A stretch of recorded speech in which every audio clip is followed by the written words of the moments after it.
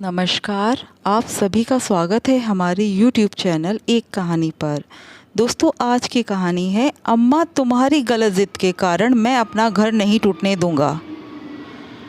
कचहरी के बाहर चाय की थड़ी पर बैठा संजय अपनी बारी का इंतज़ार कर रहा था। आज जहाँ तक उसे उम्मीद थी, उसका और उसकी पत्नी साक्षी का तलाक हो जाएगा। तलाक वो अपनी मर्ज़ी से ले रहा था, पर फिर भी पता नहीं क्यों वो खुश नहीं था। तभी साक्षी अपने माता पिता के साथ आती हुई दिखी। आज पता नहीं क्यों उसकी नज़र अपने आप ही साक्षी पर टिक गई। आज साक्षी ने शिफॉन की हरे रंग वाली साड़ी पहन रखी थी, वही साड़ी जो संजय मुंबई से लेकर आया था और जिसके पीछे घर में अच्छा खासा बवाल हो गया था, और जिसके पीछे अम्मा ने कसम खा ली थी कि वो साक्षी को इस घर में देखना ही नहीं चाहती। अब या तो साक्षी ही रहेगी या फिर अम्मा। संजय अम्मा का विरोध नहीं कर पाया और नौबत तलाक तक आ पहुंची। साक्षी और संजय की शादी 10 महीने पहले ही हुई थी। ये कोई लव मैरिज नहीं थी, बल्कि खुद अम्मा ने साक्षी को संजय के लिए पसंद किया था। तब अम्मा को साक्षी में गुण ही गुण नज़र आ रहे थे। जिस किसी से भी मिलती तो उसके गुणों की तारीफ़ करती, अपनी छोटी बहू की बलैया लेती। शादी की तैयारियां भी अम्मा ने खुद आगे होकर की थी। उनके पैरों में तो जैसे किसने पहिए फिट कर दिए हो। शादी के लिए इतनी फुर्ती से काम कर रही थी कि हर कोई देखते ही कहता, अरे बहू ला रही हो, भला इतना खुश होने की क्या ज़रूरत है। पर अम्मा सबको मुस्कुराकर जवाब देती, अरे मेरा परिवार बढ़ रहा है तो खुश नहीं होंगी क्या। और फिर अपने काम में लग जाती। शादी वाले दिन बारात साक्षी के द्वारे पहुंच गई। बारातियों में से कुछ लोग शादी में बने पकवानों का लुत्फ़ उठाने लगे, तो कुछ लोग दहेज का सामान देखने लगे, तो कोई वरमाला देखने में बिज़ी हो गया। शादी भी अच्छे से हो गई। कुछ देर बाद बारात में आई हुई सारी महिलाएं और अन्य रिश्तेदार रवाना हो गए। बस घर के कुछ खास रिश्तेदार बचे थे और महिला के नाम पर सिर्फ ननद वेदे ही वहाँ रुकी थी। विदाई के समय उन खास रिश्तेदारों को शगुन के लिफाफे दिए जाने लगे। जिन जिन खास लोगों के नाम अम्मा जी ने खुद लिस्ट में लिखवा कर दिए थे, उन सबको शगुन के लिफाफे दे दिए गए। उसके बाद साक्षी के पापा ने अम्मा जी के बड़े भाई शंभू दयाल जी से पूछा, समधी जी, अगर कोई रह गया हो तो बता दीजिए, ताकि उसे भी शगुन का लिफाफा दे दे। हम हमारी तरफ से कोई भी कमी नहीं रखना चाहते। शंभू दयाल जी के अनुसार सभी को शगुन का लिफाफा मिल चुका था, इसलिए उन्होंने भी हाथ जोड़कर साक्षी के पापा से कहा, समधी जी, आपने जो कुछ दिया है सब सोने के बराबर है। मेरे अनुसार तो सभी को शगुन मिल चुका है, आप फिक्र मत कीजिए। थोड़ी देर बाद विदाई हो गई। नई दुल्हन का घर में प्रवेश भी हो गया, लेकिन थोड़ी देर बाद बुआ सास का मुंह फूल गया। उन्होंने इस बात का बतंगड़ बना दिया कि उनके नए समधी ने उनके पोते को शगुन नहीं दिया। वो 3 साल का है तो क्या हुआ, शगुन का हक तो वो भी रखता है। अब अम्मा ने शंभू दयाल जी की तरफ देखा तो शंभू दयाल जी बोले, अरे जो लोग वहाँ पर थे उन सबको शगुन दिया गया है, और जो लोग नहीं थे उनका नाम पर्ची में था तो उनके लिए भी शगुन दिया गया है, और सभी लिफाफे पर नाम भी है। अम्मा जी ने सभी आए हुए लिफाफे देख लिए, लेकिन उनमें से किसी पर भी उस बच्चे का नाम नहीं था। इस बात को लेकर बुआ सास ने अच्छा खासा बखेड़ा खड़ा कर दिया। सब लोगों ने उन्हें मनाने की कोशिश की, पर वो मानी नहीं और उठकर अपने घर चली गई। इस बात के लिए अम्मा ने साक्षी को बहुत सुनाया, तेरे पापा की एक गलती के कारण देख यहाँ रिश्ते टूटने की कगार पर आ गए। अरे लिस्ट दी थी, फिर इतनी बड़ी गलती कैसे हो गई। ऐसे कैसे कदम है तेरे कि आते ही रिश्तों के टुकड़े कर दिए। भला आज के ज़माने की साक्षी ये सब बातें क्यों सुनती। सीधे सीधे सारी गलती के लिए उसके पापा को जिम्मेदार ठहरा दिया गया। तो उसने उसी समय अपने पापा से उस लिस्ट की फ़ोटो व्हाट्सएप पर मंगा ली और अम्मा जी को दिखाते हुए बोली, आप खुद चेक कीजिए अम्मा जी, इसमें उस बच्चे का नाम तक नहीं है, तो भला मेरे पापा की क्या गलती। और विदाई के समय तो हमने आगे होकर पूछा भी था, पर मामा जी ने कहा कि सब लोगों को शगुन दे दिया गया है। साक्षी ने ये बात बड़े ही आराम से और शांतिपूर्वक कही थी, लेकिन अम्मा जी ने इस बात को दिल पर ले लिया। भला उनकी बहू इतने लोगों के सामने उनकी बात काट रही थी। वो इस बात को बर्दाश्त नहीं कर पाई और उनका दिल साक्षी के लिए नफ़रत से भर उठा। गलती उनकी तरफ से हुई थी, लेकिन तिल का ताड़ अब बन चुका था। जब साक्षी के पापा को ये सारी बातें पता चली तो उन्होंने शगुन का लिफाफा उस बच्चे के लिए भी भेज दिया। अम्मा जी और बड़े भैया खुद गए थे वो लिफाफा देने बुआ सास के घर, पर बुआ सास और उनके परिवार वालों ने ये कहकर वो लिफाफा लौटा दिया कि जिस समय देना था उस समय तो दिया नहीं, अब इन सब का क्या फ़ायदा, हमें तो माफ़ करो, हमने तो आपकी रिश्तेदारी देख ली, नए रिश्ते जोड़ने के चक्कर में आप तो पुराने रिश्ते तोड़ने में लगे हुए हो।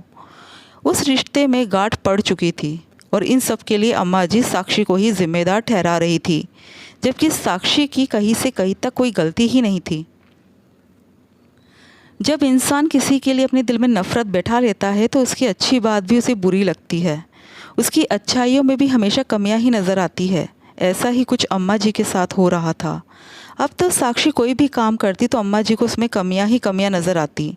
साक्षी कोई भी जवाब दे, अम्मा जी उसका उल्टा मतलब निकालती। घर का माहौल बड़ा बोझिल सा होने लगा था। घर में कोई भी अम्मा जी को समझाने की कोशिश करता तो अम्मा जी उसी से लड़ने को तैयार हो जाती। धीरे धीरे सबने बोलना ही छोड़ दिया। पर इसका सबसे ज़्यादा असर हो रहा था संजय और साक्षी के रिश्ते पर।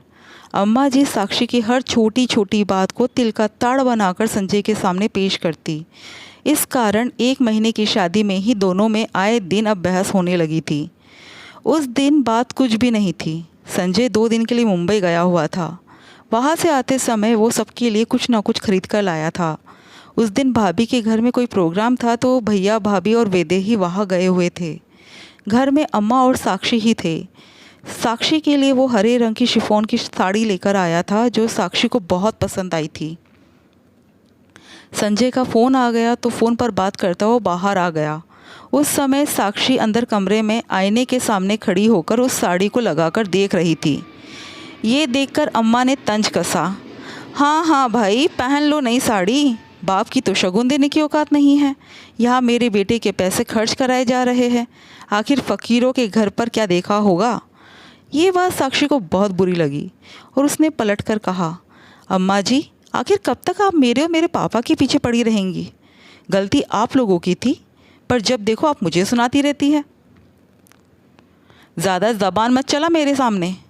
जब जब तू मेरे सामने आएगी मैं तुझे ये बात सुनाती रहूँगी, क्योंकि तेरे कारण हमारे खास रिश्ते टूट गए। अम्मा जी अभी भी चुप नहीं हो रही थी तो साक्षी ने ज़ोर से कहा, मेरे कारण कोई रिश्ता नहीं टूटा आपका, ये सब तो आपकी हरकतों के कारण टूटा है। आपको खुद रिश्ते बनाकर रखने नहीं आते, तभी तो अब अपने बेटे बहू के पीछे पड़ गई हो। बस कर, ज़्यादा ज़बान चला रही है। अम्मा ने इतनी ज़ोर से कहा कि बाहर से संजय दौड़ा दौड़ा अंदर आया और बोला, क्या हुआ अम्मा, इतनी ज़ोर से क्यों चिल्ला रही हो। अरे पूछ तेरी पत्नी से, ये मुझ पर तेरा घर तोड़ने का इल्ज़ाम लगा रही है। अब या तो ये इस घर में रहेगी या फिर मैं। अम्मा जी ने रोते हुए कहा। अम्मा की बात सुनकर संजय हक्का बक्का रह गया। तभी साक्षी बोली, भला मैं क्यों जाऊंगी यहाँ से, सारी गलती तो आपकी है। साक्षी के कहने पर अम्मा ने संजय की तरफ रोते हुए देखा और कहा, इसी दिन के लिए तुझे पाल पोस कर बड़ा किया था मैंने। अरे जिस दिन तेरे पिता ख़त्म हुए थे उस दिन मैंने हिम्मत नहीं हारी, बल्कि तुम लोगों के लिए फिर से खड़ी हो गई। इसका नतीजा ये है कि आज मुझे ये दिन देखना पड़ रहा है। आखिर संजय ने साक्षी को ही डांट दिया, अगर तुम्हें अम्मा के साथ रहने में दिक्कत है तो निकल जाओ यहाँ से, कब तक मैं सब बर्दाश्त करता रहूँगा। साक्षी को संजय की से इस तरह के जवाब की उम्मीद बिल्कुल नहीं थी। वो भी गुस्से में अपना सामान पैक करके वहाँ से चली गई। अब हर कोई तो अच्छी समझाइश देने वाला नहीं होता। रिश्तेदारों को भी मौका मिल गया बात बनाने का। दोनों तरफ के रिश्तेदारों ने आग में घी डालने का ही काम किया और उसका नतीजा ये निकला कि कुछ दिन बाद ही अम्मा जी के कहने पर संजय ने तलाक के लिए अर्ज़ी दे दी। साक्षी संजय से तलाक लेना नहीं चाहती थी, क्योंकि वो ये जानती थी कि संजय की गलती है ही नहीं, बस अम्मा उसकी हर बात को संजय के सामने तोड़ मरोड़ के पेश कर रही है।